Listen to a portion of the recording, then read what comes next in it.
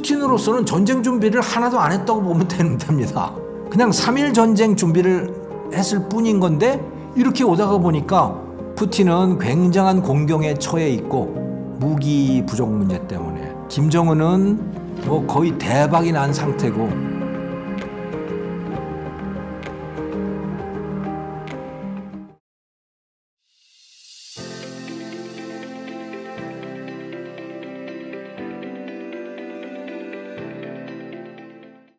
사실은 뭐 이런 외교라든가 국방이라든가 이런 데 대한 전문가가 아니기 때문에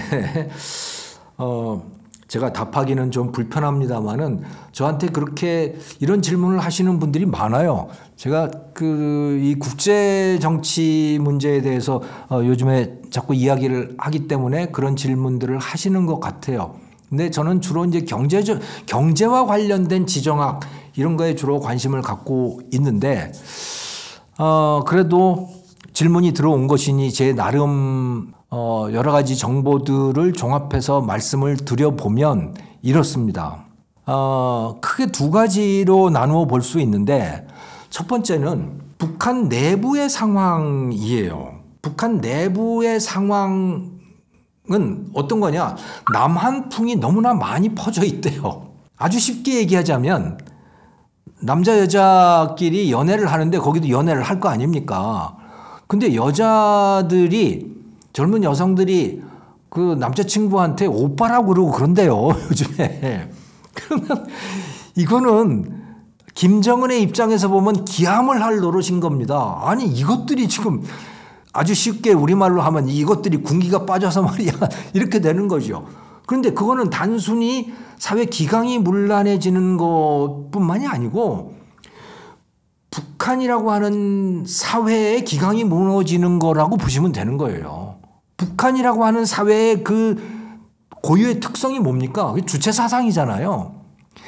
우리만이 갖고 있는 고유의 뭔가를 지키기 위해서 나라 문을 꽁꽁 닫아 건 거예요. 그게 바로 그 나라의 정통성이고 또 공산당 또 백두혈통의 존재 이유인 겁니다. 그런데 이것들이 말이야 무슨 남한풍에 젖어 들어가지고 뭐 오빠 뭐 이러지를 않나 길거리 가는데 반바지 입고 쓰레빠를 신고 돌아다니지를 않나 이게 보통이 아닌가 봐요. 남한 드라마 보고 뭐 이런 것들이 너무 이제 일반화가 돼서 큰일 났다는 생각이 드는 거죠. 그렇게 해서는 도저히 그 공산당의 지배체제, 유일체제를 유지하기가 매우 어려워졌다는 거예요. 자, 그러면 어떻게 해야 되느냐? 북한을 철저하게 더욱더 폐쇄체제로 만들어 놔야 되는 겁니다. 그러려면 제일 중요한 게 뭐겠어요? 남한과 끊어내는 거예요. 남한하고 어떠한 교류도 없게 만들어 놓는 거예요. 남한과 관련된 것이라면 모든 것을 다 잡아 뽑는 그런 것이 돼야 되는 거죠. 왜? 너무 위험하니까 그게. 그래서 통일 이런 건 아예 이제 말도 붙이지 말라 이거예요. 남한은 이제 존재하지 않는 존재인 거예요. 그냥 원수일 뿐이고 이거는 그냥 박멸을 해야 될 존재이지 뭐 그들과 같이 해서 뭔가 통일을 한다? 이거는 아니다. 그런 맥락에서 남한을 떼어낸다. 남한은 이제 적이고 통일의 대상이 아니다. 라고 하는 이런 입장이 나왔다. 라고 많은 해석들을 하더라고요.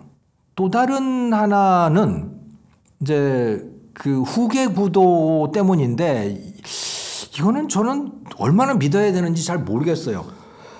김주애라고 하는 아이 아시잖아요, 여러분. 10살 조금 더 된, 몇 살이 됐는지 정확히 알 수가 없습니다만은 그 자기 딸아이를 데리고 계속 다니지 않습니까? 근데 그게 그냥 이뻐서 데리고 돌아다니는 수준이 아니잖아요. 왜 미사일 발사하는 그 현장에 ICBM, 대륙간 탄도탄 발사하는 그 현장에 뭐 때문에 10살짜리 딸을 데리고 돌아다닙니까? 그리고 뭐 그 정도가 아니더라고요. 보니까 그 사성 장군이 와서 그 딸아이한테 와서 귓속말로 뭐 속삭이고 그러는 거예요. 그러니까 충성맹세를 하는 거지 말하자면 그 조그만 여자아이한테. 이게 뭘 뜻하는 거겠어요? 그게 후계라는 것을 뜻하는 거 아니겠어요? 뭐 정확히 알 수는 없는 노릇이지만 굉장히 그럴 가능성이 높게 보이더라고요. 그리고 그렇게 보는 사람들이 많아요. 자, 그러면 그 후계 구도가 여러분들이 보시기에 말이 된다고 생각하십니까? 말이 안 되죠. 근데 그거는 우리가 보기에만 말이 안 될까요? 그건 북한 사람들이 보기에도 말이 안 될 거예요. 누가 봐도 말이 안 되는 거지, 그거는. 그런데 그걸 지금 하고 싶어 하는 걸 보이잖아요. 그러면 그걸 어떻게 할 수 있겠어요? 전쟁 분위기를 만들 수밖에 없는 겁니다. 누구도 반대할 수 없는 분위기를 만들어 놔야 돼요. 그게 뭐냐? 그게 전쟁 분위기잖아요. 그렇게 해서 권력 이양을 받은 사람이 누굽니까? 바로 김정은이거든요. 생각을 해보세요. 2010년인가? 연평도 포격하고 있고 연평도에다 막 그 북한에서 포격을 했잖아요. 그리고 천안함 격침도 시켰지 않습니까?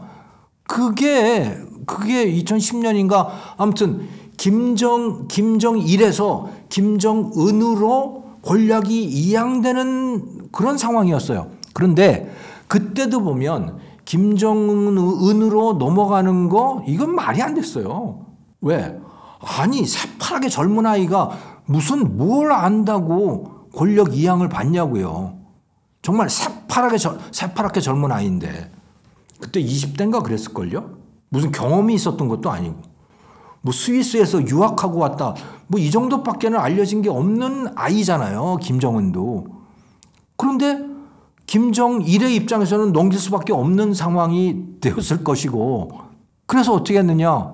연평도 포격했잖아요. 전쟁을 만든 겁니다. 천안함 공격해서 그 배 한 척을 절단을 내버린 거 아닙니까? 그러니까 우리는 어떻게 했어요? 우리도 포사격했잖아요. 북한에다가. 대응 사격을 하지 않았어요. 그 전쟁이 난 거죠. 그 전쟁이 전시가 된 거 아닙니까?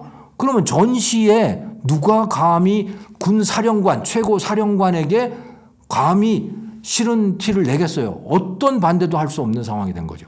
그런데 지금 그러고 있는 거 아닌가 하고 추측들을 하더라고요.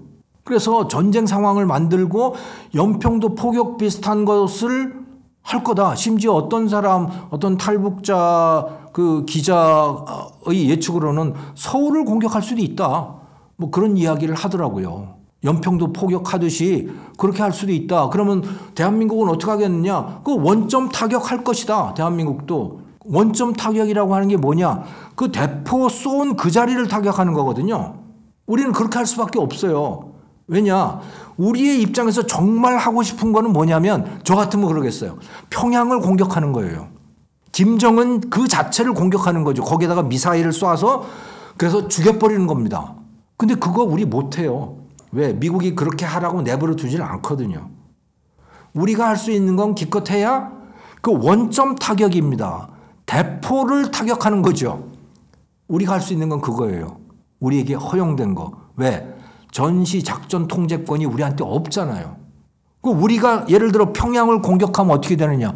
그러면 이제 미국하고는 빠이빠이 해야 되는 거죠. 미국하고는 빠이빠이 해야 되는 거. 왜? 미국을 거슬려서 그렇게 하는 거거든요. 그러면 우리가 미국의 뭐 한미 동맹 이런 거에 대해서도 기본적으로 신의가 깨지게 되는 것이고 그러면 이제 모든 게 원점에서 재검토가 이루어지겠죠. 우리도 그것을 원하는 것은 아니니 평양을 공격할 수는 없어요. 그런데 그렇다는 사실을 김정은도 잘 알고 있을 거 아닙니까? 연평도 포격했을 때 우리가 막강한 화력을 갖고 있지만 북한에 비해서 우리는 압도적인 화력을 갖고 있습니다. 전면전을 하면 당연히 북한은 싹 쓸어버릴 수 있어요. 우리는. 하지만 그렇게 못해요. 왜? 미국 때문에 그렇게 할 수가 없는 거예요. 그래서 연평도 포격 때 우리가 대응 사격을 했는데 그건 포대를 포격한 거예요. 그 명령을 내린 그 장본인을 공격을 해야 되는데 그걸 할 수가 없는 거죠.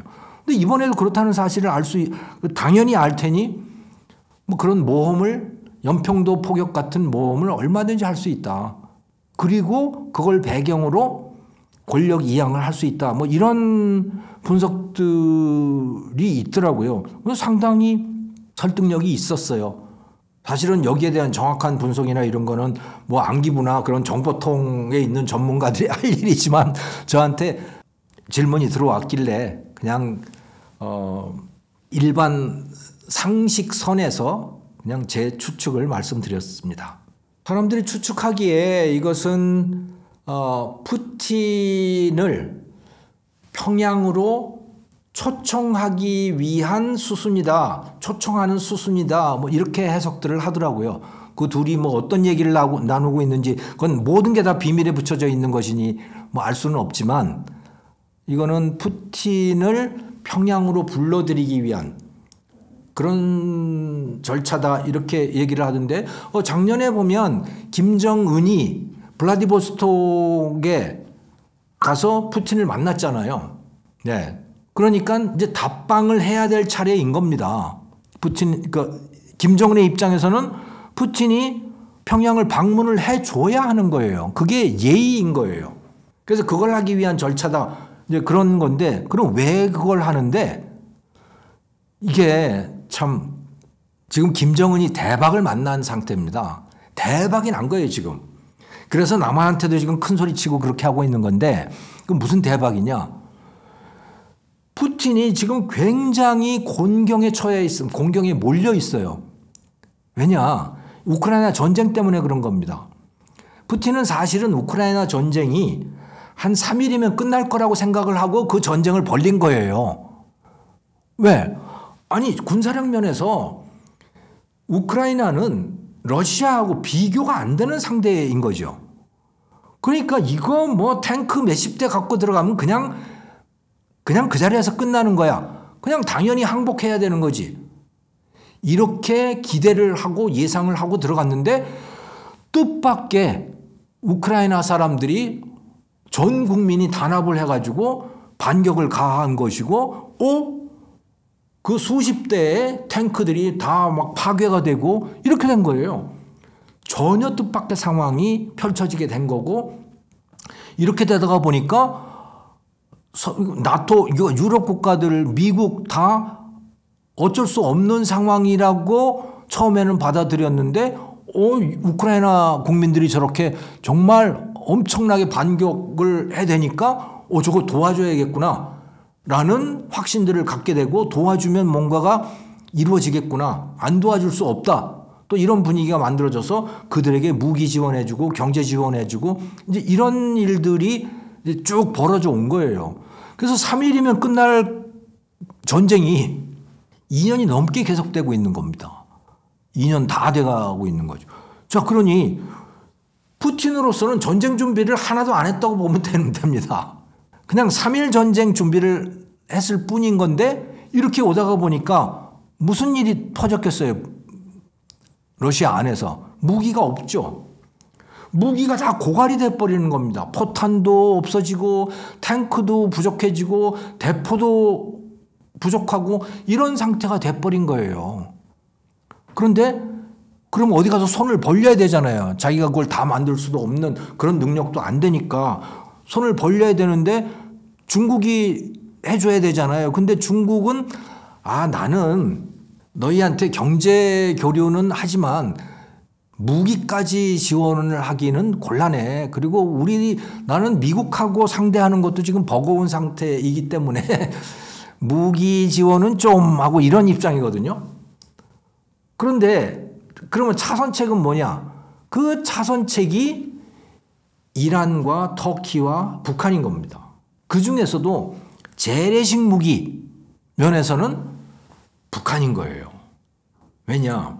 한국전쟁 이후에 1950년 한국전쟁 이후에 지속적으로 무기 생산을 해온 나라들이 몇 나라가 있어요. 특히 1990년 이후에 91년이 뭐냐면 소련이 붕괴된 해거든요.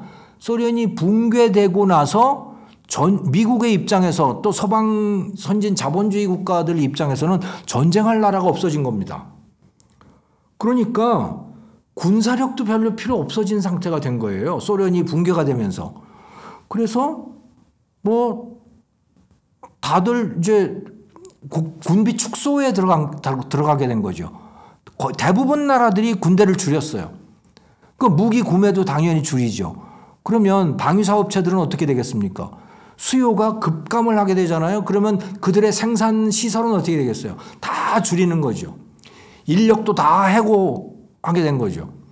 그런 상태로 한 30년 넘게 이렇게 온 겁니다. 생산 능력이 부족하잖아요. 네. 그런데 계속해서 소련 붕괴 이후에도 계속 무기를 만들어낸 나라들이 있었어요. 그게 우리 대한민국, 북한, 중국, 이 몇 나라들인 거거든요. 러시아도 계속 무기를 만들어 왔고.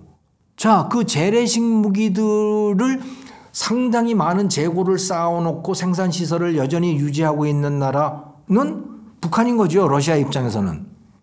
그 북한에다가 손을 내민 겁니다. 야, 우리 좀 도와줘라. 사실 푸틴의 입장에서는 정말 자존심 상하는 일인 거죠. 러시아가 북한하고 상대가 됩니까? 아니, 북한이 러시아의 상대가 되냐고요. 이거는 같이 놀 상대가 아니잖아요. 그냥 동네 꼬마에 불과한 거죠. 푸틴의 입장에서는. 그런데 거기에 무기가 있는 거예요. 그러니까 아쉬운 소리를 하는 거예요. 그래서 블라디보스톡에 김정은을 불러들여서 뭐 친한 척도 하고 뭐 이렇게 된 겁니다. 김정은이 러시아를 한번 방문을 했으니 푸틴도 북한을 한번 방문을 해야 되는 상황인 거고, 그 북한의 최선희 외무상이 러시아의 외무장관을 만난 이유도 아마 그것과 관련이 있지 않겠는가라고들 추측을 하고 있는 것이죠. 그래서 푸틴은 굉장한 공경에 처해 있고 무기 부족 문제 때문에, 김정은은 뭐 거의 대박이 난 상태고, 그것으로 인해서 우리가 추측해 볼 수 있는 또 다른 사실은 뭐냐면, 또 다른 가능성은 김정은이 대한민국하고 전면전을 할 생각은 전혀 없다는 거예요. 왜? 전면전을 벌이려면 어떻게 해야 됩니까? 무기를 쌓아둬야 되잖아요. 그런데 러시아로 지금 무기를 빼내고 있는 상황 아닙니까? 이거는 전면전을 하고자 하는 나라가 취하는 행동이 아니에요. 무기를 빼내고 있는데 오히려. 네. 그래서 뭐 지금 푸틴하고 김정은 사이에 오가고 있는 이런 여러 가지의 관계들을 통해서 우리가 추측해 볼 수 있는 사항들이 여러 가지가 있는 것이죠. 핵을 쓴다면 글쎄요. 뭐 상상할 수 없다고 봐요. 핵을 쓴다.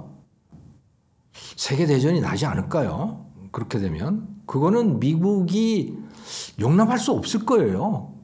북한이 핵을 쓰는 거에 대해서. 그걸 전술핵을 쓴다고 하더라도 참 상상하기 어려운 일이라고 보는데, 근데 그게 아니고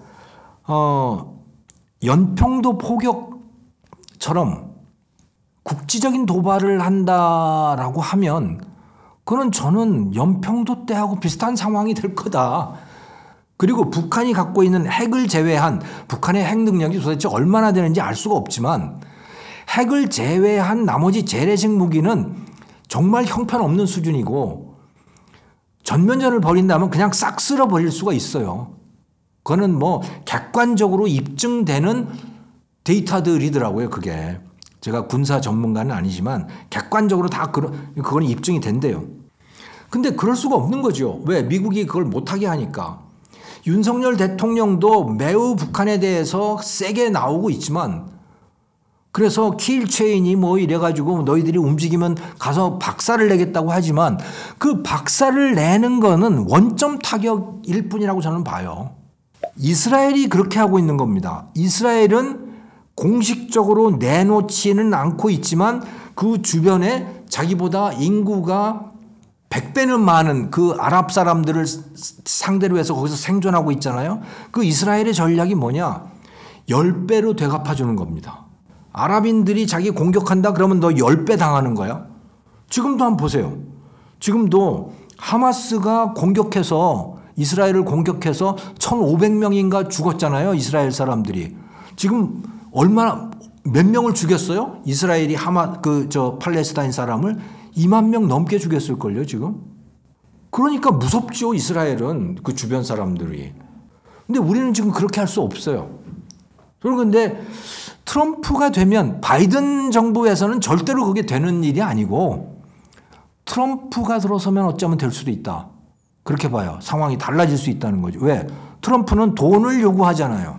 주한미군을 주둔시키고 그거에 대해서 주둔 비용 너희들이 다 부담해라고 하는 거 아닙니까? 그래서 지금은 한 1조 원 정도를 우리가 부담을 하고 있는데 너희가 5조 원 부담하라는 거 아니에요. 트럼프가 계속 하고 있으면 5조 원 부담해야 될 수도 있어요. 안 그러면 철수할게. 이렇게 되는 거 아닙니까? 그러면 우리도 돈에 대한 대가를 요구해야지. 야, 우리가 5조 원 부담을 하는데 우리도 원하는 게 있어. 그거 뭐야? 작전 통제권 우리한테 줘. 이렇게 갈 수 있는 거죠. 미군 여기다 다 주둔하는 비용을 우리가 다 내고 할 테니 여기다가 전술 핵무기 갖다 놓고 그리고 전시 작전 통제권도 우리한테 줘. 5조 원 정도면 내가 얼마든지 사올 수 있는 거 아니야? 이런 식으로 가면 저는 한미 동맹도 유지를 하면서 우리가 재량 우리의 군사력을 우리의 대한민국 국민들의 뜻에 따라서 행사할 수 있는 그런 폭을 우리가 확보할 수 있는 거 아닌가? 뭐 그런 생각을 해봤습니다. 왜냐하면 트럼프가 대통령 될 가능성이 매우 높고 트럼프는 경제적인 이익으로 이런 모든 것들을 다 계산을 하기 때문에 저 나름대로 그냥 상식적으로 한번 생각을 해본 것입니다.